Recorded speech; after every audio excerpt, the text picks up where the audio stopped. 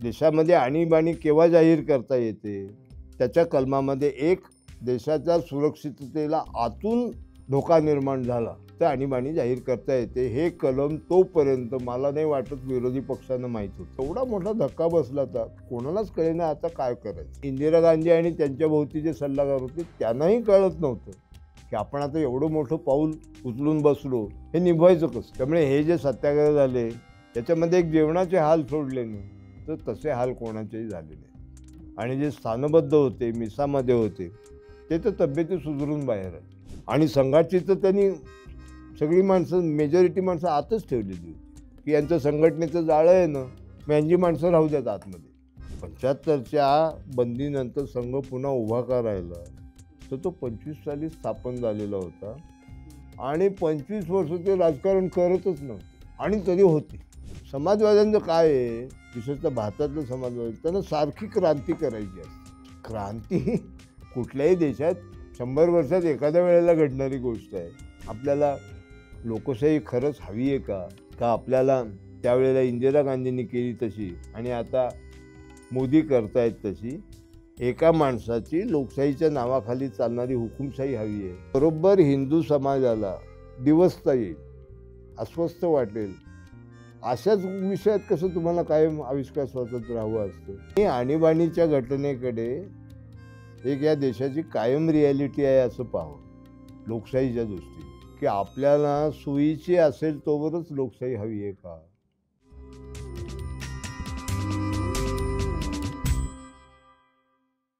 नमस्कार, मी विनायक पाचलक आणि थिंक बँकच्या बिहाइंड द सीन्समध्ये तुम्हा सगळ्यांचं पुन्हा एकदा स्वागत. आज 25 जून आणि आणीबाणी या घटनेला आज 50 वर्ष होत आहेत. भारताच्या स्वातंत्र्योत्तर इतिहासात ज्या महत्त्वाच्या घटनांनी देशाचा इतिहास आणि वर्तमान बदललं अशा घटनांपैकी कदाचित सर्वात महत्त्वाची घटना असं आणीबाणीला म्हणता येईल. त्याच्याबद्दल मतमतांतर असू शकतात, पण आणीबाणी नक्की काय होती, त्याचा नंतरच्या 50 वर्षात काय परिणाम झाला, आज नक्की काय परिस्थिती आहे, आजही आणीबाणीची आठवण का काढली जाती, या सगळ्यासाठीची आजची चर्चा आहे. आणि माझ्याबरोबर आहेत प्रख्यात विचारवंत विनय हर्डीकर सर. तर स्वागत आहे पुन्हा एकदा थिंक बँकवरती. त्यांच्या इतर मुलाखती थिंक बँकवरच्या तुम्ही पाहिल्या असतील, लेख वाचले असतील, पण आणीबाणीचा काळ ज्यांनी स्वतः पाहिला, ज्याच्यात ते स्वतः ॲक्टिव्ह होते, ज्याच्यात त्यांनी सत्याग्रह केला आणि त्याच्यानंतरच्या 50 वर्षाचं राजकारण सुद्धा जे बघतायत, त्यांचं पुस्तक त्यावेळी जनांचा प्रवाह चालीला हे त्यावेळी आलं, ते तेव्हाही गाजत होतं, आजही गाजतं. गेल्याच वर्षी त्याची अजून एक आवृत्ती आलेली आहे. त्यामुळं फर्स्ट हँड एक्सपिरियन्स आणि त्याच्यातून काय बदललं हे समजून घ्यायचा आजचा आपला प्रयत्न असणार आहे. तर आम्ही सगळे आणीबाणी काय राम मंदिराच्या नंतरही जन्मलेलो आहोत. बरेचसे प्रेक्षक असे असतील की ज्यांनी सुद्धा आणीबाणी बघितलेली नाही किंवा कदाचित 4-5 वर्षाचे असतील. आम्हाला त्यावेळी नक्की काय घडलेलं हे समजावून सांग. मी आता 25 जून 1975ला मी काय करत होतो तिथून सुरुवात करतो. मी पुण्यात होतो आणि ज्ञानप्रबोधिनीमध्ये मी शिक्षक होतो आणि देशभर सगळी माणसं आपापले कामं करत होती. 12 जूनला अलाहाबाद हायकोर्टाचा निकाल आला होता, ते आम्ही वर्तमानपत्रात वाचलं होतं. कारण त्यावेळेला टी व्ही वगैरे इतके पॉवरफुल नव्हते आणि तो निकाल आल्यापासून देशामध्ये, निदान दिल्लीमध्ये आणि राज्यांच्या राजधान्यामध्ये काही राजकीय खळबळ सुरू झाली होती.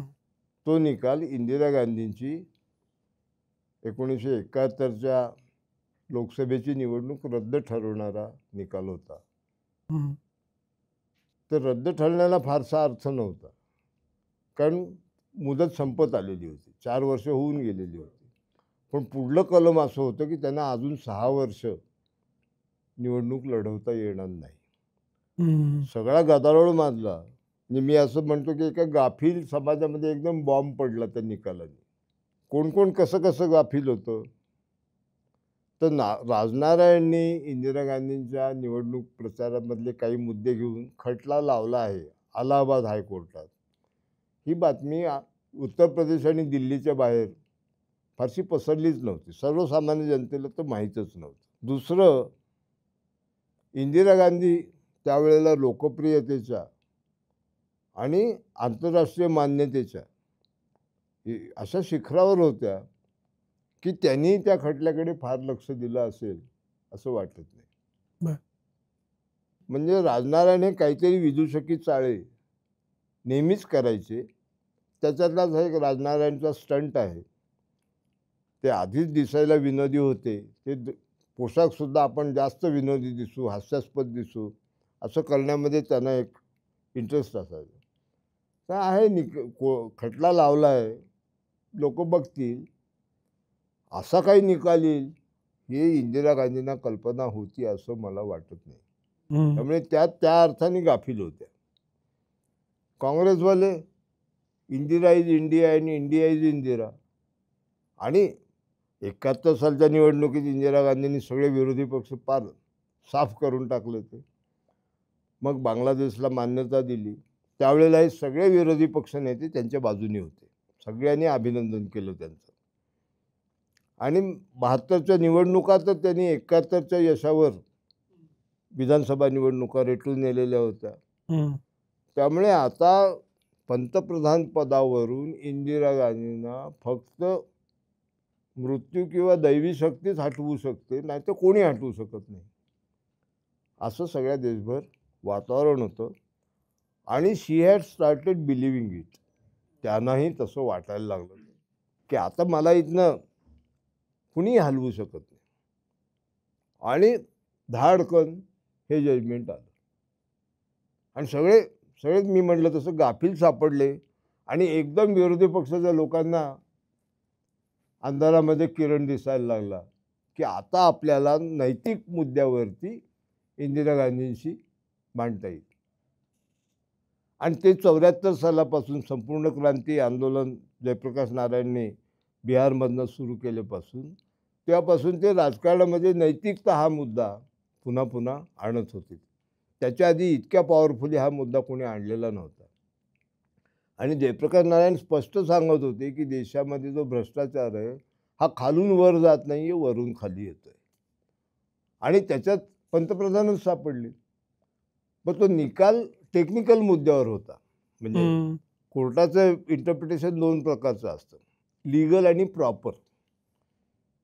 तर दोन्ही मुद्द्यावर पेक्षा इम्प्रॉपर जास्त होतं की ते यशपाल कपूर म्हणून जे IAS अधिकारी होते त्यांनी इंदिरा गांधींच्या निवडणूक प्रचारात भाग घेतला जो त्यांनी घ्यायला नको होता. एवढ्या मुद्द्यावर तो निकाल आलेला होता. त्यामुळे मी असं म्हणतो की जगमोहनलाल सिन्हा ज्यांनी तो निकाल दिला ते सुद्धा गाफील होते. त्यांनी कायद्यातली तरतूद पाहिली, ती पाहून निकाल दिला. आपल्या निकालामुळे एवढं पुढे महाभारत घडणार आहे याची त्यांना कल्पना होती असं मला वाटतं. मग 25 जूनला आम्हाला एवढंच माहीत होतं की आज दिल्लीला सभा होणार आहे, रामलीला मैदानावर सभा होणार आहे. आणि तिचं हे सगळे अपोजिशनचे विरोधी पक्षांचे नेते बोलणार आहेत आणि ते इंदिरा गांधींच्या राजीनाम्याची मागणी करणार आहेत. आता विरोधी पक्ष राजीनाम्याची मागणी तो रोजच करतो. त्यामुळे आम्हालाही आज दिल्लीला काहीतरी विलक्षण घडणार आहे असं वाटत नव्हतं. त्यामुळे विरोधी पक्ष हम जनता को सब समझा देंगे और इंदिरा जी को हिलाएंगे हटाएंगे असं त्यांच्या डोक्यात होतं असंही मला वाटत नाही. जरी जयप्रकाश नारायणने त्या दिवशी रामलीला मैदानावर भाषण करताना रामधारी सिंह दिनकर यांची कविता म्हणून सुरुवात केली की सिंहासन खाली करो की जनता आती है. तर हे इंदिरा गांधींचं कायदेशीर अपयश याच्यावर आपण आता या भांडवलावरती जनतेला हलवू एवढ्या याच्यात ते होते. त्याच्यात 2 गोष्टी झाल्या. त्या सभेला आज विवेक शुक्ला म्हणून आहेत, त्यांचा टाइम्स ऑफ इंडियामध्ये लेख आहे अग्रलेखाच्या पानावर. त्यांनी त्या दिवसाचं सगळं दिल्लीत काय काय घडलं ते दिलेलं आहे. त्या सभेला जी गर्दी झाली आणि लोकांचा जो उत्साह दिसला तो पुन्हा या विरोधी पक्ष नेत्यांच्या हिशोबात होता असं वाटत नाही. आणि तिथे इंदिरा गांधींना आता ह्या गाफीलपणातनं आपण बाहेर आलो पाहिजे. आणि म्हणून माझा अंदाज असा आहे की त्यांनी लगेच सगळे कायदे पंडित बोलवून घेतले त्यांच्या जवळचे आणि त्यांना नक्की सांगितलं असं की ह्याच्यातनं तुम्ही मला लीगल मार्ग शोधून काढा. आणि देशामध्ये आणीबाणी केव्हा जाहीर करता येते त्याच्या कलमामध्ये एक देशाच्या सुरक्षिततेला आतून धोका निर्माण झाला तर आणीबाणी जाहीर करता येते. हे कलम तोपर्यंत मला नाही वाटत विरोधी पक्षांना माहीत होतं. त्याच्या आधी आणीबाणी आली ती एक चीनच्या वेळेला आली, चीन युद्धाच्या वेळेला, मग पाकिस्तानच्या युद्धावेळेला, मग बांगलादेशच्या युद्धाच्या वेळेला आली ती. आणि समजा काही प्रचंड नैसर्गिक आपत्ती आली तर ती एक तरतूद असते. पण आपला देश प्रचंड मोठा असल्यामुळे आणि नैसर्गिक आपत्ती एखाद्या कोपऱ्यात घडतात त्यामुळे देश ते ओझं सहन करू शकतो आपला. परंतु अंतर्गत सुरक्षिततेचा मुद्दा घेऊन आणीबाणी जाहीर करता येते. हे कलम ज्या माणसाने इंदिरा गांधींच्या नजरेला आणून दिलं ना तो या सगळ्याच्या मुळाशी आहे असं मला वाटतं. हे नाव अजून बाहेर आलेलं नाही. ते कलम वापरायची संधी कोणी दिली? ती जयप्रकाश नारायणांनी दिली. त्यांच्यावर जर पूर्ण आदर ठेवून सुद्धा हे म्हणायलाच पाहिजे की ते जे एक वाक्य बोलले ना ज्याचा विपर्यास करण्यात आला हेही खरं आहे.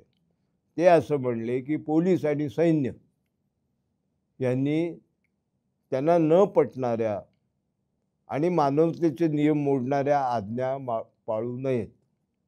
ह्या वाक्यावर ही आणीबाणी इंदिरा गांधींनी उभी केली की हे सरळ सांगतात की बंड करा, आज्ञा पाळू नका. याचा आर्मीमध्ये अर्थ बंड करा असाच आहे आणि पोलीसमध्ये आज्ञाभंग म्हणजे एक प्रकारचं इंटरनल बंडच झालं. त्यामुळे ही माणसं देशाचं बाह्य संरक्षण करणारं सैन्य. आता जयप्रकाश नारायणांनी सैन्याचं अंतर्भाव का केला तर प्रत्येक ठिकाणी पोलीस कमी पडले की CRP SRP बोलवतात आणि त्याच्यानंतर सैन्य बोलवतात. त्यांनी म्हणजे लाईटली केलेला होता तो उल्लेख. पण यांनी बरोबर त्याचं भांडवल केलं की सैन्याला बंड करायला सांगतायत आणि पोलिसांना आज्ञा पाळू नका म्हणून सांगतायत. म्हणजे या माणसांना देशाची सुरक्षिततेची पर्वा राहिलेली नाही आणि तेवढ्या एका कलमाचा फायदा घेऊन रातोरात आणीबाणी जाहीर करून इंदिरा गांधी मोकळ्या झाल्या. मी मगाशी म्हणलं ना बाई नंतर गाफील नाही राहिल्या, पण बाई त्यांना कोर्टाचा निकाल अनपेक्षितच असला. जनतेला तर काहीच माहिती नव्हतं आणि विरोधी पक्ष नेते सगळे त्यांचं त्यांना कोणालाही असं काही घटनेत कलम आहे त्याचा फायदा घेऊ शकतात म्हणून त्या मर्यादेत आपण बोलावं असं काही त्यांच्यासुद्धा कारण तेवढा अभ्यासही नसेल. म्हणजे मला असं वाटतं की विरोधी पक्ष नेत्यांना निदान त्या काळातल्या आपण लोकप्रिय आहोत आणि सगळे फरडे वक्ते होते, त्यांच्या भाषणांना गर्दी व्हायची. इंदिरा गांधी काही फरड्या वक्त्या नाहीत, फक्त त्यांच्या कायम सत्ता पदावर राहिल्यामुळे आणि एक व्यक्तिमत्व होतं त्यांना, तर त्यामुळे त्यांच्या शब्दामध्ये जोर असायचा. पण वक्तृत्वाचा फुलोरा काही नाही. हे लोक आपले भाषणं करू आणि लोकांना समजावून सांगू. कायद्याचा अभ्यास कोणी केला तर असं वाटत नाही. आणि त्यामुळे 12 दिवसात घटना इतक्या झपाट्याने घडल्या. 12 जूनला निकाल आला. 13-14 पासून इंदिरा गांधींच्या घरासमोर भाडोत्री लोकांची गर्दी सुरू झाली. 13-14 जूनपासून की आम्हाला तुम्ही पाहिजे आहात, आम्हाला तुम्ही पाहिजे आहात, आप देश की नेता है, आपको प्रधानमंत्री पद पे रहना ही चाहिए. आणि दुसरीकडे ह्या 10 दिवसात कायदे पंडित सगळे बसले असणार आणि त्यांनी तो सल्ला दिला आणि मग रातोरात सगळ्यांना उचलले. म्हणजे थोडा जरी अभ्यास असता ते सगळे भूमिगत होऊ शकले असते ना. पण त्यांना असं वाटलं की नेहरूंची मुलगी आहे ती कुठल्या टोकाला जाईल यांना अंदाज नाही आला. आणि तिथे पुन्हा ही काही इंदिरा गांधींची चूक नाही, ह्याचाही अभ्यास यांनीच करायला हवा होता. पण आपल्याकडे ऑपोजिशनचं पॉलिटिक्स हे त्या काळात आणि आताही बरंचसं नुसतं भावनेवरच चालतं, अभ्यासावर चालत नाही. मग पुढच्या 2.5 वर्षात काय घडलं ज्या वेळेला इतकी संपर्क माध्यमं नव्हती, आजच्यासारखा मोबाईल नव्हता, व्हॉट्सअप नव्हता, देशभरात त्याला जे विरोध केला गेला वेगवेगळ्या एकाच वेळी डाव्यांनी केला, त्यावेळेच्या उजव्यांनी केला, प्रेस फ्रीडमवर गदा आली असं म्हणतात आणि त्याच्यात तुम्ही स्वतः सहभाग नोंदवला, ते काय होतं? पहिल्या 2 महिन्यात काही घडलं नाही. बस स्पष्ट सांगायचं झालं. वर्तमानपत्रांच्यावर सेन्सॉरशिप आली. काही स्वाभिमानी वर्तमानपत्रांनी पहिले 1-2 दिवस आगीवले कोरे ठेवले. काही लोकांनी विरोध केला. याच्या पलीकडे मोठ्या प्रमाणावर पहिले 2 महिने देशाला तो शॉकच एवढा होता ना मी म्हटलं गाफील देशामध्ये एकदम बॉम्ब येऊन पडला. ते मी त्या ह्याच्यात म्हणतोय की एवढा मोठा धक्का बसला होता, कोणालाच कळेना आता काय करायचं. आणि इथे पुन्हा इंदिरा गांधी आणि त्यांच्या भोवती जे सल्लागार होते त्यांनाही कळत नव्हतं की आपण आता एवढं मोठं पाऊल उचलून घेतलं, उचलून बसलो, हे निभवायचं कसं. आणि त्यामुळे पहिले काही दिवस माणसं शॉकमध्येच होती. फक्त राजकीय चर्चा हळूहळू करत पूर्णपणे थांबल्या. सामान्य जनता जी होती त्यांनी आणीबाणी हा विषय संभाषणातच आणायचा नाही. आणि सामान्य जनता आणि सुशिक्षित जनता म्हणजे उदाहरणार्थ कॉलेजेसमध्ये, स्टाफ रूममध्ये, शाळेमध्ये, स्टाफ रूममध्ये, ऑफिसेसमधल्या कॅन्टीनमध्ये, आणि फक्त सरकारी नाही खाजगीसुद्धा, सगळी राजकीय चर्चा बंद झाली. हे एक झालं.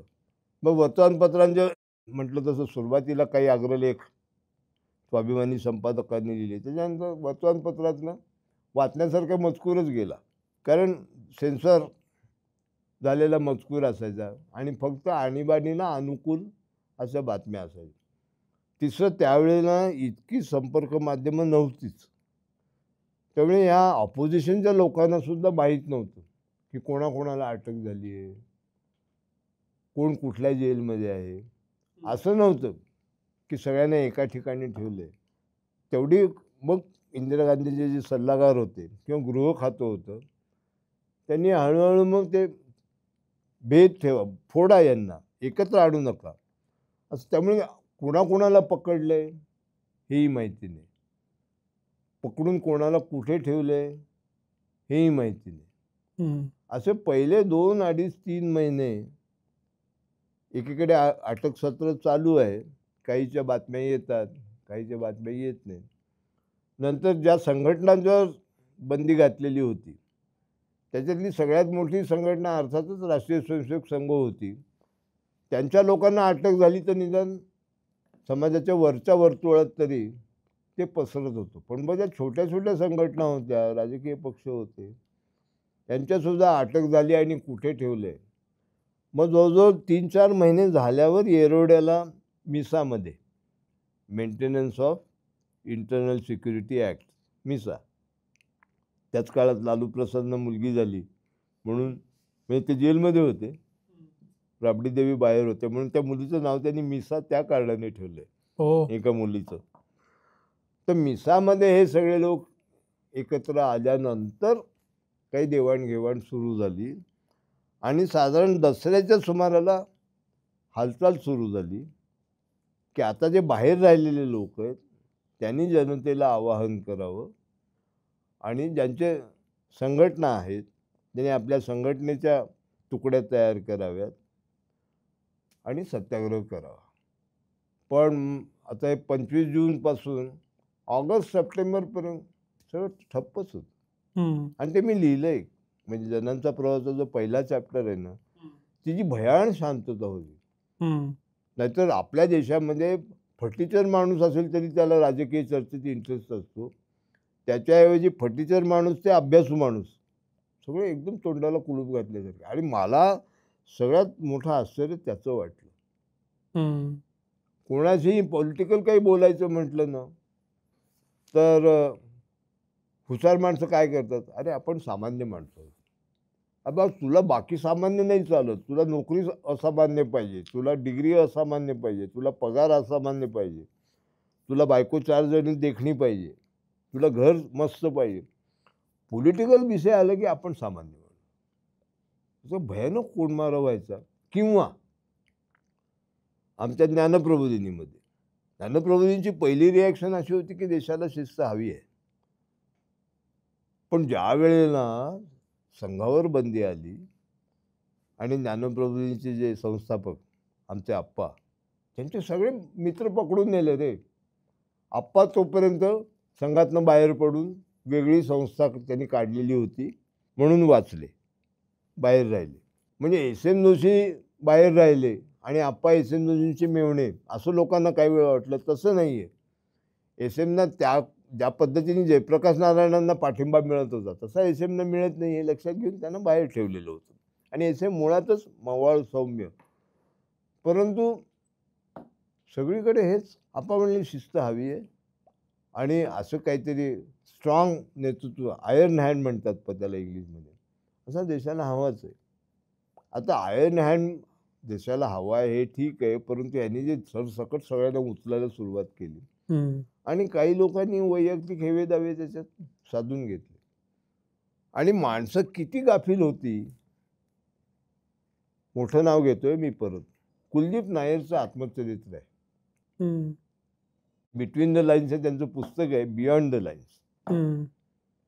आणि त्याच्यात त्यांनी असं म्हणलं, कुलदीपना जेव्हा अटक करायला पोलीस आले, घरच्यांचे सकट कुलदीप सकट सगळे रडले. अरे तुम्ही सरकारविरुद्ध एवढं बोलता, एवढं लिहिता आणि देशभक्ताचा एक पाय कायम तुरुंगात असतो असं तुम्हीच सांगता लोकांना. कुलदीप नायर हा म्हणजे पत्रकारितेतलं रोल मॉडेल आहे माझं. मी त्यांना माझं पुस्तक अर्पण केले, पण तरीसुद्धा कुलदीपने लिहिले, मला सुद्धा कुटुंबियांचा निरोप घेताना गैरवरून आलं. काय कणा आहे या माणसांचा. म्हणजे आपले संबंध भारतीय संघर्ष करणारे आणि न करणारे यांना तो जो स्ट्रॉंग कणा लागतो ना, जो लेनिनच्या कम्युनिस्ट पार्टीला होता, वाईट उदाहरण द्यायचं त्याच्यापेक्षा तर हिटलरच्या नाझी पार्टीला होता, असं काही दिसत नाही मला. सगळेजण आणि आपली थिअरीच ती आहे ना, आपण सगळ्या जगालाच कुटुंब मानतो. तसं देशही एक कुटुंब आहे, आपलंही एक कुटुंब आहे आणि हे कुटुंब त्या कुटुंबाशी. पॉलिटिकल विचार हा त्यावेळेला किती बालिश होता ह्याचाही प्रत्यय आला. आणि कोणाशी बोला, लोक हे मान्यच करायचे नाही की ह्याच्यातनं रेजिमेंटेशन होईल, ह्याच्यातनं स्वातंत्र्याचा संकोच होईल आणि त्याच्यातनं एकूण समाजाची पातळी आहे त्याच्यापेक्षा खालावेल. स्वातंत्र्याचा संकोच झाला की संबंध समाजाचं नुकसान होतं.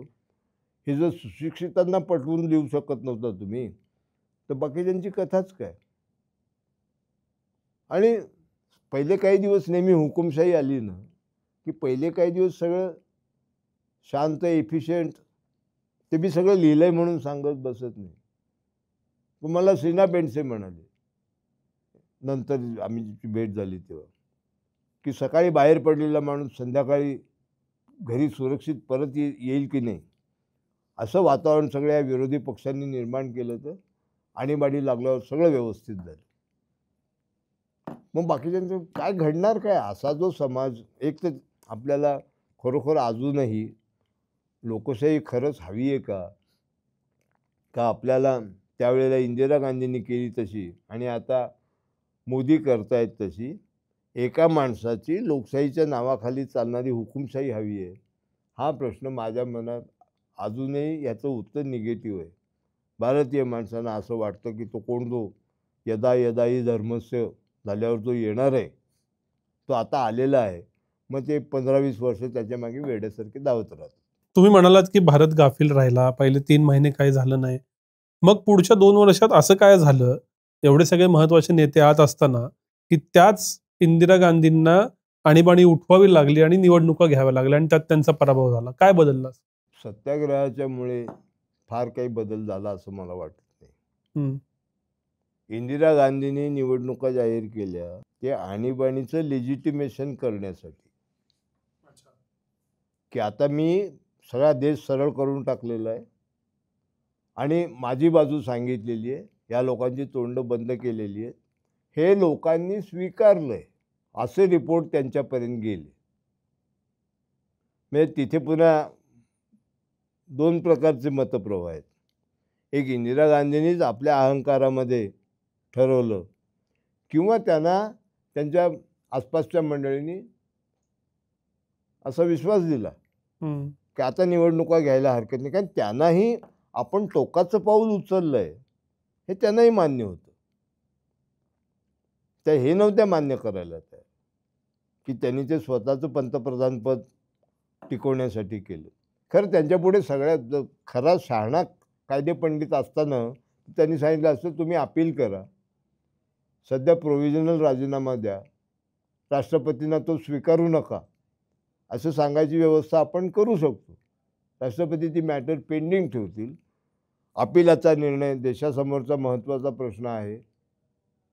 अपिलाचा निर्णय तातडीने मिळावा अशी विनंती करावी आपण, आणि पुढलं काही घडलंच नसतं आणि देश इतक्या ज्या उलथापालथीमध्ये सापडला ते झालं नसतं. पण याला दुसरी बाजू आहे. तसं झालं असतं तर विनय आर्डेकरला तुम्ही आज कशाला बोलवलं असतं? त्यांनी इतका उचमच केला, त्याच्या विरुद्ध आम्ही काहीतरी लहान मोठी कामं केली आणि लिहिलं त्याच्यावर, म्हणून तर तुम्ही आम्हाला बोलवताय. त्यामुळे आणीबाणी असायलाच नको होती असं म्हटलं तर माझं नुकसान होतं. म्हणजे विनोदाचा भाग सोडून द्या, असं काही नाही आहे. किती लोकांनी सत्याग्रह केले? साधारणपणे 3 महिने सत्याग्रह चालू होते. मला वाटतं दिवाळीनंतर सत्याग्रह सुरू झाले किंवा दसऱ्यानंतर आणि संक्रांतीपर्यंत. हे पुन्हा संघाचं नियोजन आहे सगळं. आणि म्हणून विजयादशमी ते संक्रांत, आणि मी संक्रांतीच्या दिवशी मी सत्याग्रह केला. आता पुढल्या वर्षी माझ्या सत्याग्रहाला 50 वर्ष होतील. त्यावेळेला जनांच्या प्रवाहाचं इंग्लिश भाषांतर मी त्याचं ई-बुक तयार करून ठेवलेलं आहे. ते त्यावेळेला प्रकाशित करणार. 3-4 महिने सत्याग्रह झाले आणि साधारण 1 लाख देशभर मिळून साधारण माणसं जास्तीत जास्त तुरुंगामध्ये गेली असतील. आणि याच्यामध्ये सगळ्यात मोठ्या शिक्षा ज्या झाल्या त्या साधारण 3 महिने 100 दिवस अशा झाल्या. सगळ्यात छोट्या म्हणजे आठवडा 2 दिवस, पोलीस लॉकअपमध्ये होते तेवढेच दिवस अशा झाल्या. त्यामुळे हे जे सत्याग्रह झाले त्याच्यामध्ये एक जेवणाचे हाल सोडले ना तर तसे हाल कोणाचेही झाले नाही. आणि जे स्थानबद्ध होते, मिसामध्ये होते, ते तर तब्येती सुधारून बाहेर आले. हे इथे नमूद करायला पाहिजे. म्हणजे 42 साली वगैरे छळ व्हायचा कैद्यांचा, सत्याग्रहींचा, तसं फार झालं नाही. काही ठिकाणी झालं, त्याच्यात 1-2 मृत्यू झाले असंही आहे. परंतु साधारण 1 लाख जर सत्याग्रही होते त्याच्यामध्ये. मग त्यामुळे ही माणसं सत्याग्रहातनं बाहेर येऊन काही त्यांनी बाणेदारपणाने काही सुरू केलं, उलट चाललं तर आमचं सुद्धा. मी जानेवारीत सत्याग्रह केला, मी मार्चमध्ये सुटलो आणि त्याच्यानंतर पुढल्या जानेवारीत निवडणुका झाल्या. मधले 10 महिने आम्ही कोणी नॅशनल पुढारी पुण्यात येणार असल्यानं की आम्ही 2 दिवस दुसरीकडे मुक्कामाला जायचो. पण कारण नसताना आपल्याला पोलीस अडकवून ठेवतील. ह्याच्या पलीकडे काही चालू नव्हतं. आणि साधारणपणे माणसं विसरलीच होती की आज ना उद्या. कोणालाही वाटलं नव्हतं. म्हणजे इंदिरा गांधींचा हा ओव्हर कॉन्फिडन्स आहे. असं सांगतात की त्यांना हे जे माहिती गोळाकडे च्या काही मंडळींनी सांगितलं तर तुम्ही घेऊ नका निवडणूक, हे हिअर्स आहे, त्याला पुरावा नाही, पण तुम्ही घेऊ नका निवडणूक, तुम्हाला जनमत अनुकूल नाही आहे आणीबाणीला, आत्ता तरी नाही आहे. आणि त्याच्यावरचं पुढली सांगोवागी अशी की इंदिरा गांधी त्यांनी सांगितलं नीट रिपोर्ट आणा माझ्याकडे. मग त्यांनी नीटच रिपोर्ट दिला. त्यामुळे असं जो कोणी मांडलं की आम्ही सत्याग्रह केले म्हणून त्यांनी निवडणूक घेतली तर ते खरं नाही. प्रचारासाठी कुणीही काही बोलावं.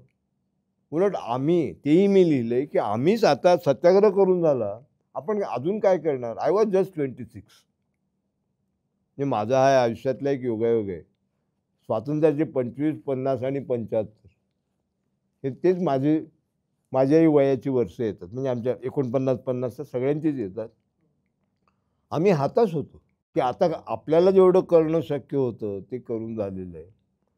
आता फक्त आपण आणीबाणीबद्दल खाजगीत बोलत राहू, पण आपण कोणाला पटवून देऊ शकत नाही की आम्ही केलं ते बरोबर होतं. आणि बाईंनी तिथे जसा उत्माद केला आणीबाणी लादून, तसा इथे पॉझिटिव्ह उत्माद केला की जनता माझ्या बाजूने, निवडणुका जाहीर करून टाका आणि सगळ्यांना सोडू नका, मोजक्या लोकांना सोडा, राजकीय नेत्यांच्यापैकी.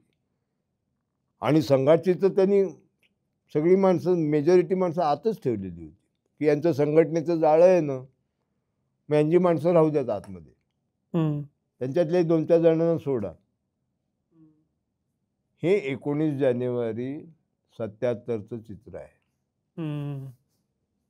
आणि पहिली सभा मुंबईला झाली ती अशी काही टोलेजंग झाली. आणि तिथून मग या महाभारताचा दुसरा खंड सुरू झाला. असा जनतेचा पाठिंबा आपल्याला मिळेल. हम्म. कारण ही सगळी माणसं लोकांच्या समोर यांची इमेज चांगली माणसं अशी होती. हम्म. यांना कोणी महत्वाकांक्षी माणसं सुद्धा म्हणत नव्हती.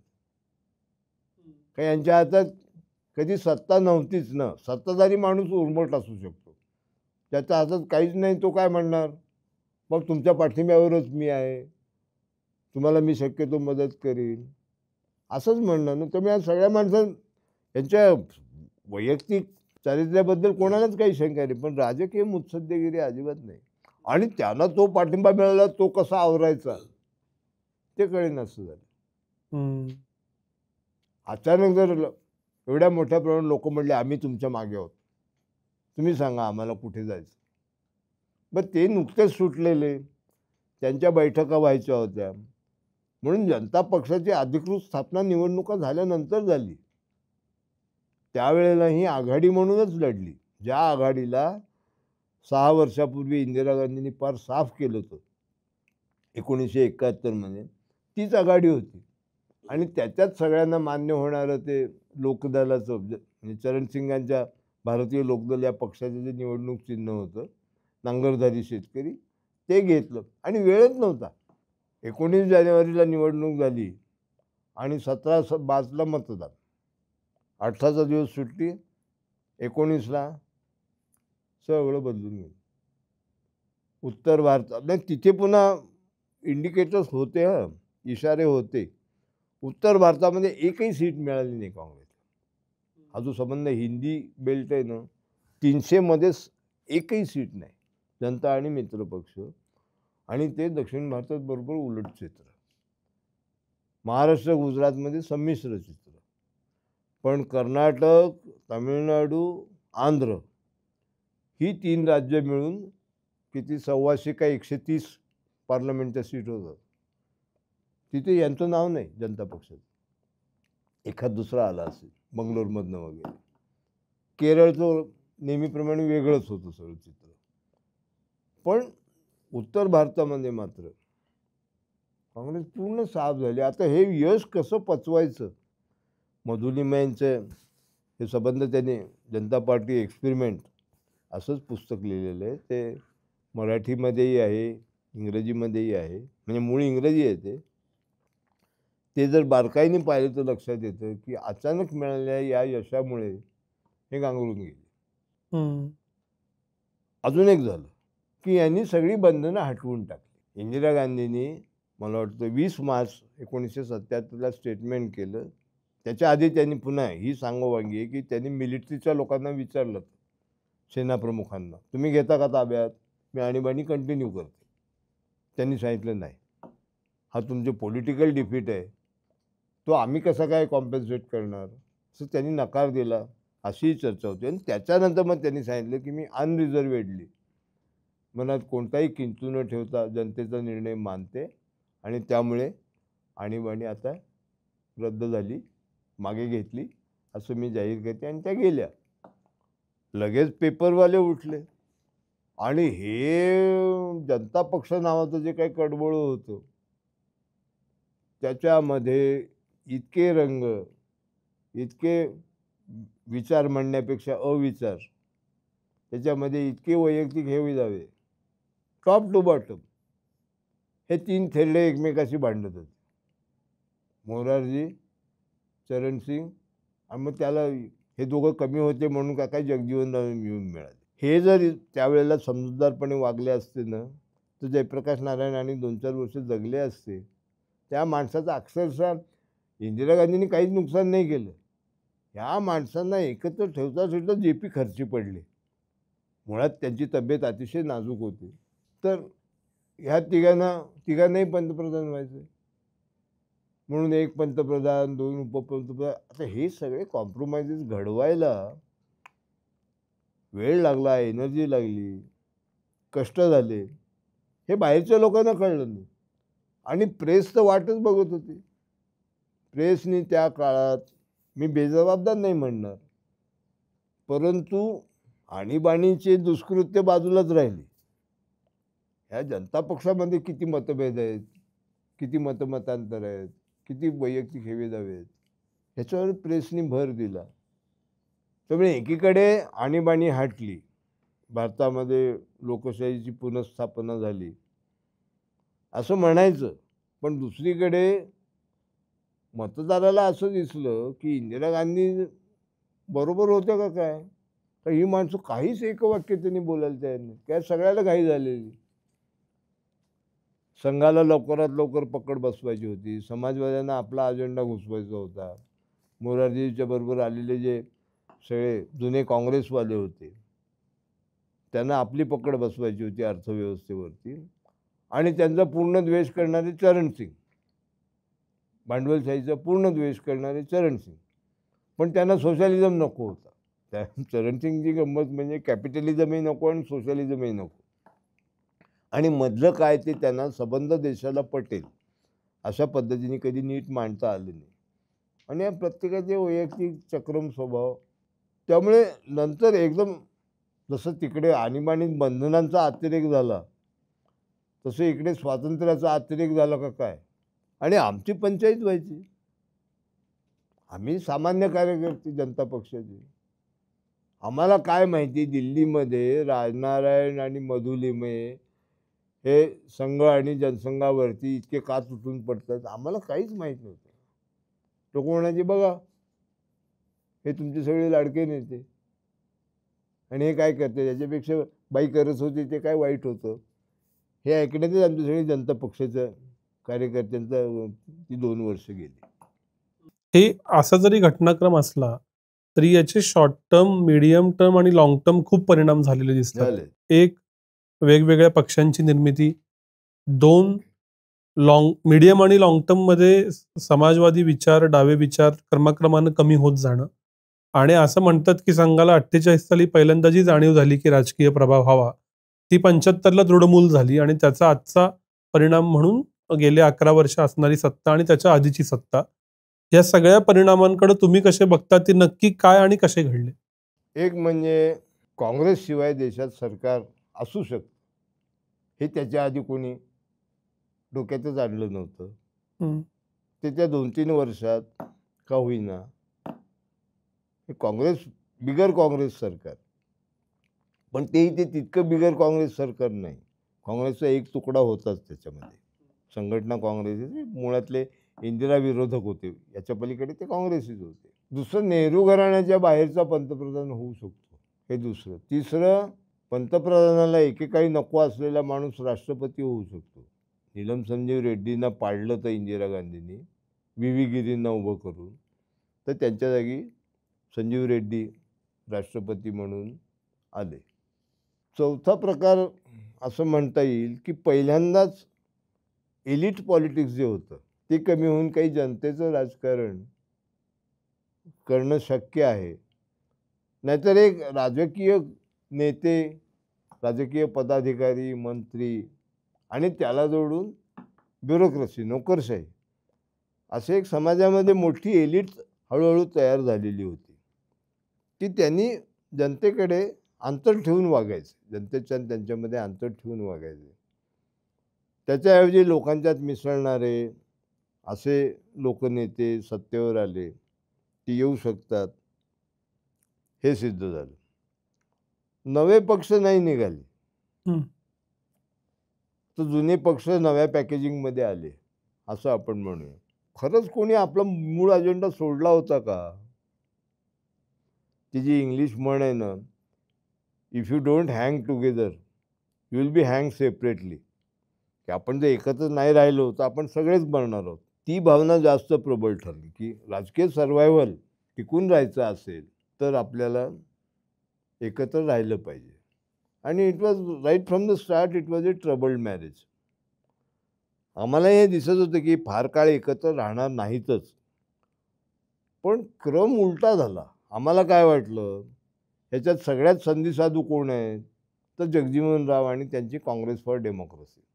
हे फक्त सत्तेसाठी आलेत ते सत्तेत आपल्याला फार वाटा मिळत नाही म्हणलं पहिले हे जातील,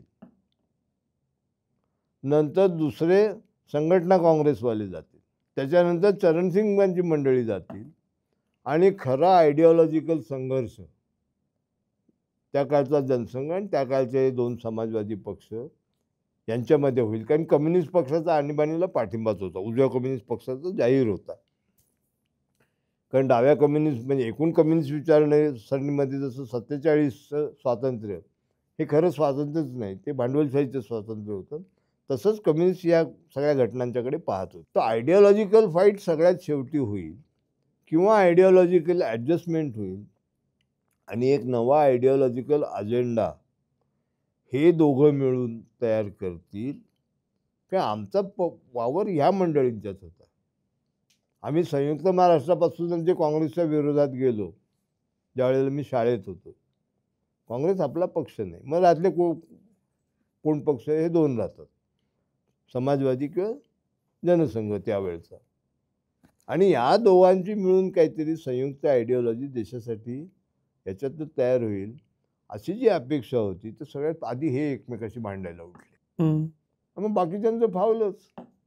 ज्या पक्षांना थोडंसं काहीतरी वैचारिक कणा होता ते जर उतावळेपणाने भांडायला लागले, मग ज्यांना वैचारिक काही देणं घेणं नाहीच आहे, ते काय सत्तेचा जेवढा तुकडा मिळाला तेवढे दिवस त्यांनी त्याचा उपभोग घेतला. म्हणजे मला नाही वाटत संघटना काँग्रेस आणि जगजीवनरामची काँग्रेस किंवा इव्हन चरणसिंगांचं लोकदल यांना जनता पक्ष टिकावा असं काही वाटत नव्हतं. आणि आपल्याला सत्ता मिळावी आणि आपला अजेंडा म्हणजे पॉप्युलिस्ट अजेंडा आपला पुढे रेटता यावा. या दोन पक्षांना अजूनही मी म्हणतो, आणि मी त्याच दोन गटांच्या मध्ये कायम असं कधी इकडे असतो कधी इकडे असतो, याचं कारण ते आहे की आयडिओलॉजीचं महत्त्व आहे, होतं आणि राहील. आणि म्हणून ज्यांच्याकडे आयडिओलॉजी आहे त्यांनी उतावळेपणा करता कामा नये. थिसिस अँटिथिसिस सिंथेसिस याला जो वेळ द्यावा लागतो तो जनता पक्षात मिळालाच नाही. म्हणजे आपण माणसांना घेऊया, म्हणजे चंद्रशेखर हा मध्यममार्गी माणूस पण अतिशय फटकळ. वाजपेयी सगळ्यांना आवडणारे पण वैचारिक बोंब. जॉर्ज फर्नांडिस म्हणजे टार्झनच राजकारणातलं, भारतीय राजकारणी. आणि सारखे काहीतरी काय म्हणजे लोकांच्या डोळ्यासमोर दिसेल, आय कॅचिंग असंच काहीतरी करायचं आहे. म्हणजे राजनारायण वगैरे सगळे विदूषक. आयडिओलॉजी तयार व्हायची कशी? आता आयडिओलॉग म्हणून इकडे मधुलिमय होते, जनसंघाकडे लोक होते, पण ते ह्या आपल्या वरच्या नेत्यांची भांडणं किंवा परस्पर विरोधी स्टेटमेंट्स, त्यामुळे समाजवादी आणि जनसंघ एकत्र येऊन काहीतरी डाव्या उजव्या विचारसरणींचा समन्वय करणारी आयडिओलॉजी तयार करतील. हे जेव्हा अशक्य असं दिसलं त्यावेळेला मग सगळ्यांनी आता हा पक्ष राहिला काय आणि गेला काय अशीच परिस्थिती होती. पण हे जे दोन आयडिओलॉग असणारे पक्ष तुम्ही म्हणाला, एक समाजवादाची काय वेगवेगळी त्याची नावं बदलत गेली ती काय असेल, पण हिंदुत्ववादात सुद्धा काही थोडे रंग आहेत का? फक्त ते जाहीर करत नाही, हे सगळे जाहीर करून मोकळे होतात. आणि जनसंघाचं रूप आत्ताचं भाजप. पण आत्ता असा तुम्ही उत्तर देत असताना विचार केला तर त्याच्यानंतरच्या 50 वर्षात जवळपास 17 वर्ष भाजपची सत्ता आहे, 2-3 वर्ष इतर आपण सोडले तर 30 वर्ष काँग्रेसची सत्ता आहे, आणि समाजवादी मेनस्ट्रीम मध्ये दिसतच नाही. एकाच घटनेचे, एकाच भांडणाचे असे दोन परिणाम कसे? याचं उत्तर अतिशय मनोरंजक आहे. मग हे बरोबर आहे, दोघांनाही एकच संधी होती ती, परंतु एक तर मुत्सद्देगिरीत कमी पडले, हे ते पहिल्यापासून मी म्हणतोय. पण त्याही पेक्षा संघाने जे पहिली 50 वर्ष काम केलं ना, 75च्या बंदीनंतर संघ पुन्हा उभा करायला, तर तो 25 साली स्थापन झालेला होता आणि 25 वर्ष ते राजकारण करतच नव्हते आणि तरी होते. म्हणजे एक असं काहीतरी धार्मिक पंथ असावा की रोज देवळात जायचं, घंटा वाजवायची, नमस्कार करायचा, जपजाप, तसं शाखा होती, पण माणसं होती त्यांच्याकडे. त्यांची माणसं गेलेली नव्हती. समाजवाद्यांचं काय आहे, विशेषतः भारतातले समाजवादी, त्यांना सारखी क्रांती करायची असते. हम्म. क्रांती कुठल्याही देशात 100 वर्षात एखाद्या वेळेला घडणारी गोष्ट आहे आणि त्यामुळे ते कायम संघटना बांधणीकडे लक्षच देत नाहीत. तेही प्रामाणिक आहेत, त्यांना लोकांच्या प्रश्नांची चाड आहे, त्यातल्या काहींचा त्यांचा अभ्यासही आहे. म्हणजे तुला उदाहरण सांगायचं झालं तर कुमार शिराळकर आणि मधुकरराव देवल. मधुकरराव देवल संघाचा मुशीतले, आणि हा प्रसंग मी लिहिलेला आहे पण थोडक्यात सांगतो. आणि कुमार शिराळकर डावीकडनं आलेला, म्हणजे हे समाजवाद्यांच्यापेक्षा फास्ट. तर ते म्हैसाळला जो मधुकररावने हरिजनांच्या आर्थिक प्रगतीचा सहकारी शेतीमधनं प्रयोग केला, तिथे कुमार आला होता, कारण तोही मूळचा मिरजचा. आणि त्यांनी देवलांना असं म्हटलं की तुम्ही सावकारांची कर्ज परत का केली, तुम्ही काय केलं, या हरिजनांना तुम्ही कर्जातून सोडवण्यासाठी मित्रमंडळींच्याकडनं उसने पैसे घेतलेत आणि सावकारांची कर्ज परत का केली, सरळ जमिनीचा ताबा घ्यायचा. तर मधुकरराव म्हणले त्याच्यासाठी यांच्या मनाची तयारी व्हावी लागेल. म्हणलं तयारी करण्यात काय अशक्य आहे, मी 15 दिवसात करून दाखवतो. आणि दादा म्हणले तुम्ही आयुष्यभरात करून दाखवा. हा थिंकिंगमधला फरक आहे. संघर्ष अत्यावश्यक आहे, असं जर तुम्ही कायम धरलं, त्यामुळे डाव्या मंडळींचे आणि समाजवादी मंडळींचे सगळा इतिहास संघर्षाचा आहे. इथे आंदोलन केलं, तिथे सत्याग्रह केला, पण यश मर्यादित. आणि यांनी दुसरं काहीच केलं नव्हतं. तिथे त्यांना राम जन्मभूमीने आधार दिला. त्या आंदोलनाचं जे पॉलिटिसायझेशन झालं, भाजपचे लोक खाजगीत मान्य करतात की टी व्हीवरती काँग्रेसचं सरकार असताना त्यांनी जे रामायण आणि महाभारताची मेगा सिरियल दाखवली, असं कल्चरल, पॉलिटिकल आणि ऑर्गनायझेशनल असं बळ फक्त संघाकडेच शिल्लक राहिलं होतं. आणि ते त्यांनी मात्र चाणाक्षपणाने ओळखलं की यांचा अजेंडा तर घ्यायचा, पण त्याला नावं वेगळे देतात. पण हे संघर्ष समिती म्हणतील, ते समरसता मंच म्हणतील. असं प्रत्येक त्यांनी सगळा डावा अजेंडा आपल्या पद्धतीने उचललेला आहे. आता दुसरा हा जो अनुदान, वेलफेअर वगैरे हा अजेंडा आहे, हा काँग्रेसच्या पद्धतीने उचलला आहे आणि त्याला ते एक हिंदूपणाचा मुलामा देऊ शकतात. आणि उत्तरोत्तर पहिल्यांदा 92 होते जनता पक्षाचे, त्यावेळेला लोकसभेमध्ये 77 साली जनता पक्ष आणि जगजीवनरामची काँग्रेस फॉर डेमोक्रेसी मिळून 300 सदस्य होते. 92 होते. 92 नंतर पुन्हा निवडणूक झाली, तेव्हा प्युअर जनता पार्टीचे 37-38 होते, त्याच्यात काही भाजपचे.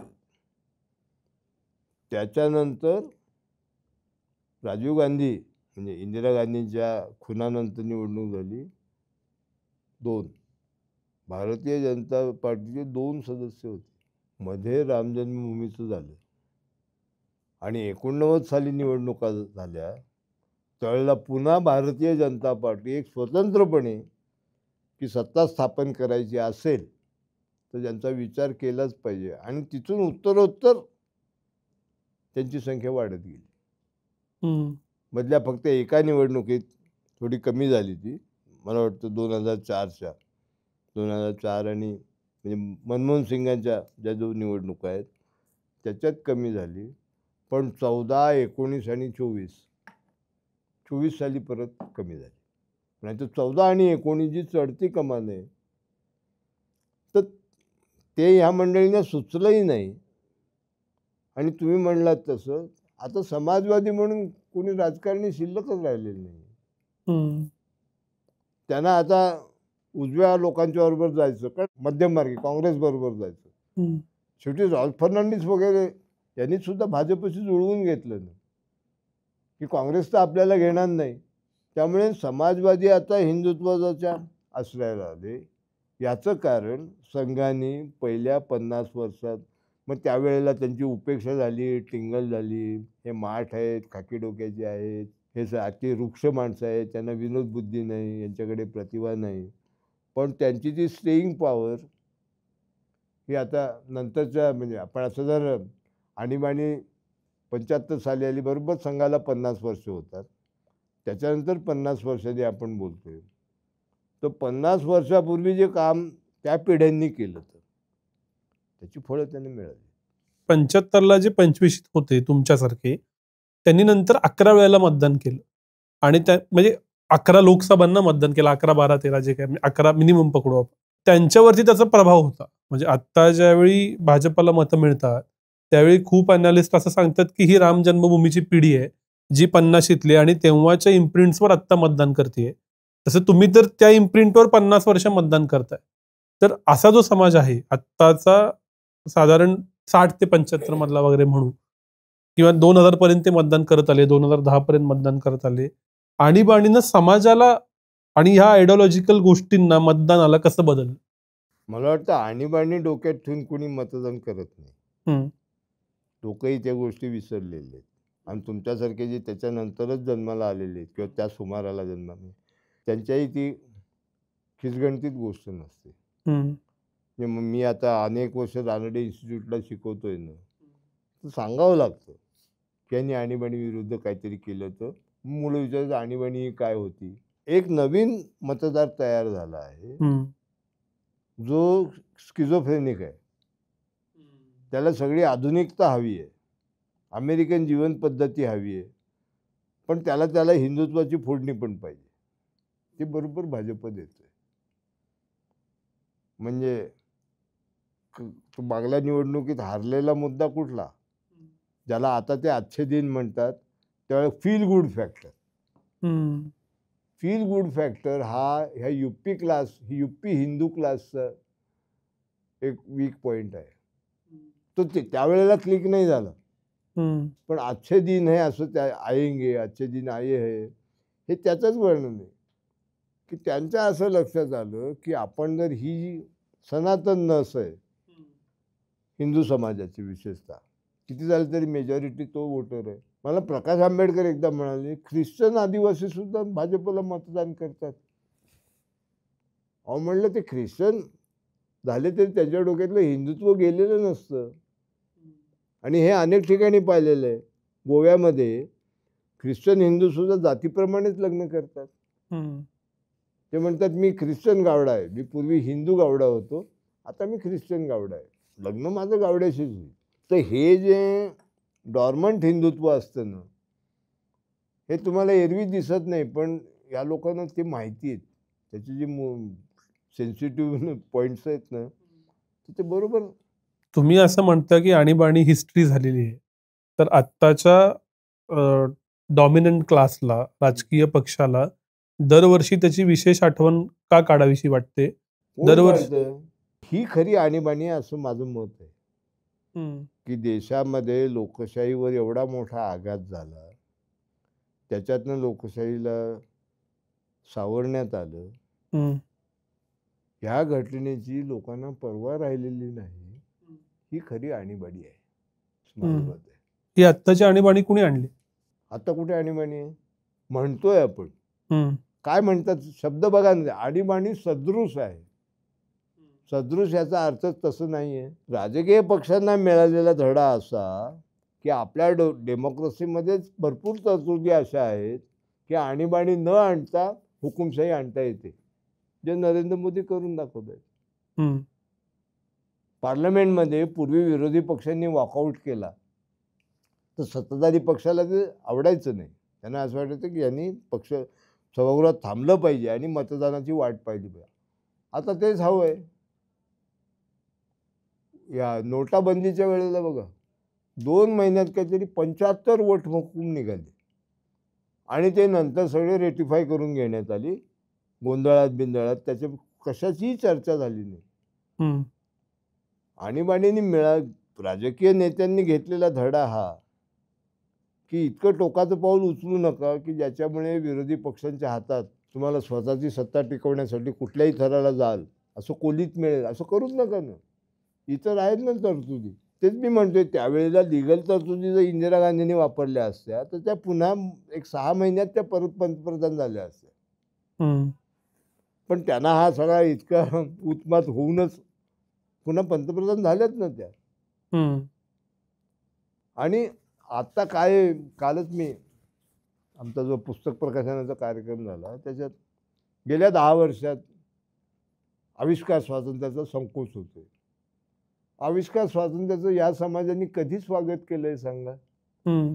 या समाजातला प्रत्येक बंडखोर हा जिवंतपणी उपेक्षेलाच पात्र झालेला होता. ह्याला कोणी अपवाद नाही. हम्म. त्यामुळे व्यक्तीचं म्हणून स्वातंत्र्य हेच या समाजाला मान्य नाही. तर व्यक्ती अजेंडा वरून घेऊन येते. प्रॅक्टिकली तो अजेंडा ती कुठे जन्माला आली त्याच्यावरनं ठरतो. त्या जातीप्रमाणे अजेंडा ठरतो. व्यक्तीचे अधिकार या समाजाला कुठे मान्य आहेत? हां, चोरून मारून सगळं स्वातंत्र्य आहे. पण एक वैचारिक भूमिका म्हणून व्यक्ती स्वातंत्र्य सर्वश्रेष्ठ मूल्य आहे. तुम्ही सार्वमत घ्या, पराभव होईल. मी पैज मारायला तयार यायचो. मग ज्या समाजामध्ये खरं म्हणजे लोकशाही नकोच आहे त्यांना एकाच्या काय म्हणूया अवतारी पुरुष किंवा स्त्रीची सत्ता हवी आहे. डोळे मिटून त्याच्या मागे जायचं आहे. हम्म. त्यांना आणीबाणीचे काय सोयीसूचक असणार? आता खूप जण बोलतात, तुम्ही म्हणालात आणीबाणी सदृश्य, अघोषित आणीबाणी असा एक शब्द आहे. पण हे जे लिहितात बोलतात त्यातल्या 90% लोक खऱ्या आणीबाणीच्या वेळी नव्हतेच. तुम्ही तेव्हाही होता, आजही आहात. तर मला तुम्ही सांगा, तेव्हाच्या परिस्थितीसारखी आत्ताची परिस्थिती आहे का त्याहून बेटर आहे का त्याहून बिकट आहे? नक्की काय? कशाच्या बाबतीत? सगळ्याच बाबतीत. लोकशाहीच्या बाबतीत परिस्थिती काही बदललेली नाही.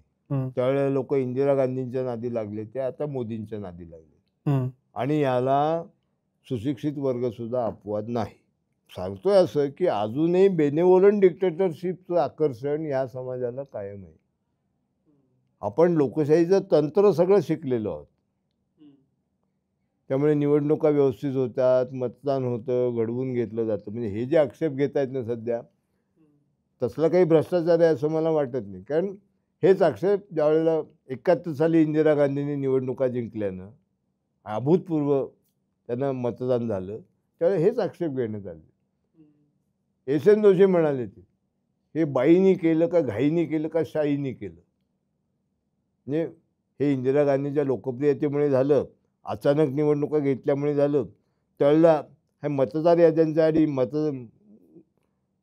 मत काय ती मशीन्सचं आहे ना, तर त्यावेळेला अशी अफवा उठली ती की एक शाई असते, त्या शाईने मारलेला शिक्का नंतर विरून जातो, मग तिथे दुसरा शिक्का मारता येतो. हे तिथून सुरू झालं पहिल्यांदा की ज्या वेळेला धक्कादायक इम्बॅलन्स तयार होतो त्यावेळेला हरलेले माणसं दुसरं काय म्हणणार आहेत? तर हे सगळं काही खरं नाही आहे. भारतीय माणसाला खरंच मला तर हाच प्रश्न, मी आयुष्यभर या विषयावर काम करतोय, लोकशाही हवी असं वाटत नाही. अभिव्यक्ती स्वातंत्र्य, अभिव्यक्ती स्वातंत्र्य हे तर इतक्या छोट्या संख्येचा तो प्रश्न आहे. आणि तीच कशी येतात पोलीस स्टेशनला जशी गुन्हेगारांची यादी असते, सराईत गुन्हेगारांची, तसं आविष्कार स्वातंत्र्याच्या मुद्द्यात 30 माणसं कशी येतात? मी कधी कोणाला आवडणारं काही बोललोय? माझं नाही आविष्कार स्वातंत्र्य धोक्यात येत, माझ्या लिखाणावर बंदी येत नाही. तर नेमके काही आविष्कार स्वातंत्र्य मागणाऱ्यांचे सुद्धा काही स्ट्रॅटेजीज आहेत, रणनीती आहे की बरोबर हिंदू समाजाला दिवसता येईल, अस्वस्थ वाटेल, अशाच विषयात कसं तुम्हाला कायम आविष्कार स्वातंत्र्य हवं असतं.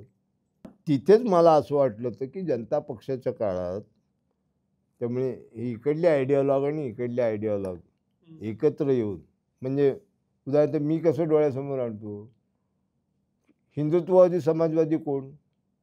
राम मनोहर लोहिया. आणि लोहियांचं जे भारतीय संस्कृतीचं काय म्हणूया आकलन होतं ते केव्हाही राष्ट्रसंघाला सुपिरियर होतं. तर मी असं कल्पना करायचो की दीनदयाळ उपाध्याय, अटल बिहारी वाजपेयी, इकडनं राम मनोहर लोहिया आणि आचार्य नरेंद्र देव, चंद्रशेखरांचे गुरु, ही माणसं जर एकत्र बसतील तर एक वेगळा भारतीय अजेंडा तयार होईल. पण हे घडलंच नाही ना. आविष्कार स्वातंत्र्य त्याचे विषय बघा ना तुम्ही, की मी बंडखोर नाटक लिहिलंय, मी बंडखोर कादंबरी लिहिली आहे, आणि दोन्ही बाजूनी हेच आधी सांगत फिरायचं, मला अटक होऊ शकेल, मला भीती वाटते. मग या लोकांना पुरस्कार वगैरे घेताना नाही कधी भीती वाटत. लाखाचे ज्या समाजात आविष्कार स्वातंत्र्याचा धोका आहे त्या समाजात मग पुरस्कार कसे घेता तुम्ही? तर मला हे इतकं काय म्हणे, एक आविष्कार स्वातंत्र्याची गरज आहे का समाजाला, चाड आहे का, हा म्हणजे आपल्या मेजॉरिटीला असावी का?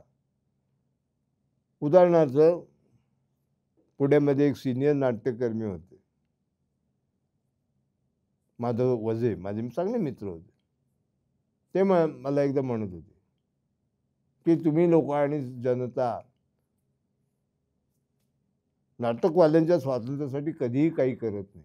मी म्हणलं बा, तुम्ही नाटकवाल्यांनी जनतेसाठी कधी काही केलंय ते तरी सांगा.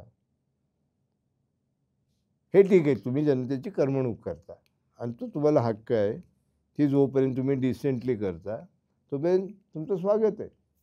पण तुम्ही जनतेच्या प्रश्नावरचं हे नाटक आहे असं किती वेळा करता? तुमच्या नाटकांचे विषयही जनतेला, म्हणजे नवीन नाटकं असतात त्याचे विषयच लोकांना कळत नाहीत, नाही तर जुनी नाटकं तुम्ही परत परत करत राहता.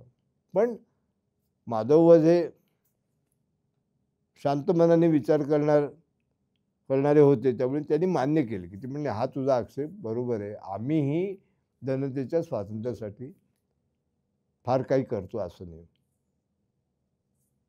जनतेच्या स्वातंत्र्यासाठी म्हणजे खोटे आरोप ठेवून अटक करणं, विना चौकशी 15-15 दिवस डांबून ठेवणं, त्यावेळेला ही माणसं काय करत असतात? एक सांगतो, आविष्कार स्वातंत्र्यासाठी कोणी बलिदान करणारा माणूस भारतामध्ये आहे असं मला वाटत नाही. आपण ॲट्रिब्यूट करतो की ज्यांचे काही अजून खुनांचे तपास लागत नाहीत ते आविष्कार स्वातंत्र्याच्या मुद्द्यावर गेले असं आपण धरून चाललोय आता. आमच्यासारखे तिशीतले लोक की ज्यांच्यासाठी आणीबाणी ही एक गोष्ट आहे, अगदीच म्हणजे मंडल कमंडल बाबरी ही पण गोष्ट आहे, अशा लोकांनी आणीबाणीकडं काय नजरेनं बघावं, त्यातनं काय घ्यावं आणि पुढे जावं? मी म्हणलं तसं त्यावेळची आणीबाणी होती ती टाळणं शक्य होतं दोन्ही बाजूनी. म्हणजे जयप्रकाश नारायण जर ते वाक्य बोलले नसते तर इंदिरा पक्षाला एवढी स्ट्रॉंग केस आणीबाणीच्या बाजूने उभी करता आली नसती. आणि इंदिरा गांधींना काय करणं शक्य होतं ते मी सांगितलं ते. पण त्यामुळे देशाच्या राजकारणाला एक प्रचंड नवं वळण मिळेल आणि त्याला काहीतरी आयडिओलॉजीचा पाया असेल ही अपेक्षा पूर्णपणे फेल झाली. पूर्ण झाली नाही, उलट मागे गेलो आपण. आणि समाजाचा एक मोठा सगळा आणीबाणीनंतर राम जन्मभूमी आंदोलन का महत्त्वाचं ठरलं तर आर्थिक अजेंडा मागे पडून पुन्हा कल्चरल अजेंडा, मग त्याच्या नेहमीच्या दोन बाजू ते सुरू झालं. पण जे खरे लोकशाहीवादी जर तुमच्यापैकी कोणी असतील, म्हणजे तू स्पेसिफिकली आत्ताची तिशीतली पिढी म्हणतोयस, म्हणजे जागतिकीकरणानंतर जन्माला आलेली किंवा त्या सुमाराला जन्माला आली पिढी म्हणतोय, त्यांनी आणीबाणीच्या घटनेकडे एक या देशाची कायम रिॲलिटी आहे असं पाहावं लोकशाहीच्या दृष्टीने, की आपल्याला सोयीची असेल तोवरच लोकशाही हवी आहे का? साध्या निवडणुका जिंकल्यावर राजकीय मंडळी काय म्हणतात की जनता प्रगल्भ आहे, जनता शहाणी आहे, आणि तेच जनता म्हणजे हे निवडणुका हारले तर ते काहीतरी सबबी शोधून काढायला लागतं. असं नाही म्हणत की बा आम्ही लोकांना नाही आवडलो यावेळेला, आम्ही प्रयत्न करू. एकटे शरद पवार तसं म्हणतात, कारण त्यांनी ते सगळे वर जाणं खाली जाणं हे बऱ्याच वेळा पाहिलेलं आहे, पचवलेलंही आहे. बाकी सगळे कोणाकडे दुसऱ्यावर दोषारोप करतात. मला असं वाटतं खरोखर 100% लोकशाहीवादी जर या देशातली सुशिक्षित माणसंच होणार नसली, सोशल म्हणजे डेमोक्रेटिक आणि सेक्युलर, आणि तिसरं सांस्कृतिक राष्ट्रवादापेक्षा आर्थिक राष्ट्रवादाला आपण जास्त महत्त्व देणार नसलो, माझ्या डोळ्यासमोर तिहेरी अजेंडा आहे.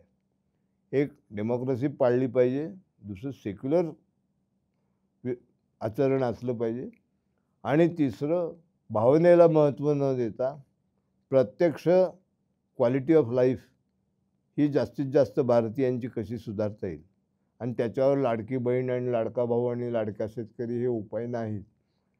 ती सुधारायची असेल तर त्यांच्यामध्ये कौशल्य निर्माण करून त्या कौशल्यातनं त्यांना रोजगार वगैरे असं उत्पादक इन्व्हेस्टमेंट करणारं राजकारण, अर्थकारण. सध्या परिस्थिती अशी, लोक म्हणतात तुम्हाला काय नरेंद्र मोदी खटकतात, ते परस्पर तुमच्या खात्यावर पैसे जमा करतायत, परस्पर महिलांना मदत करतायत, चाललंय ना. मग गरीब काही उपाशी मरत नाही येत ना. अरे पण गरिबांनी भिकेवर जगू नये, स्वाभिमानाने जगावं, हे मी जर गरिबांनाही सांगू शकत नाही, आणि जे गरीब नाहीत त्यांना त्याच्याशी काही देणं घेणं नाही. पण स्वश्रमाने स्वतःचा उत्कर्ष करून घेणं, मग ते बौद्धिक असतील, शारीरिक असतील, हे लोकशाही मूल्य आहे. कसं तरी करून सर्वायवल. तर मला असं वाटतं की मला असं दिसतं की मी त्या आणीबाणी विरुद्ध काम केलं, पण ही जी आपल्याकडली आणीबाणी आहे ना, की लोकशाही आम्हाला सोयीपुरती हवी आहे, त्या आणीबाणी विरुद्ध मी आयुष्यभर लढतोय, आणि तो माझा लढा चालू राहील. पण तुमच्या पिढीने तरी हे लक्षात घेऊन, आणि पुन्हा याच्यावर भाषणं करून आणि मुलाखती घेऊन नाही, तुम्ही ज्या संस्था चालवता, तुम्ही जे उपक्रम करता, त्याच्यात हे 3 मुद्दे, आणि चौथा या समाजातली आर्थिक दरी कमी करणं. हे लाडकी बहीण हे काय आहे की या समाजातली आर्थिक दरी आम्हाला उत्पादक पद्धतीने मिटवता येत नाही, हा कबुली जबाब आहे, आणि तो लाजिरवाणा कबुली जबाब आहे. तुम्ही लोकांना गरीब म्हणवून घ्यायला उत्तेजन देतात. खूप खूप आभार. 50 वर्षापूर्वी घडलेल्या घटना आणि त्यांचा 50 वर्षातला इम्पॅक्ट समजून घेता आला. संघाच्या 100साठी पुन्हा एकदा अशीच चर्चा करायची हे आत्ताच जाहीर करतो, आणि आज इथंच थांबूया. धन्यवाद.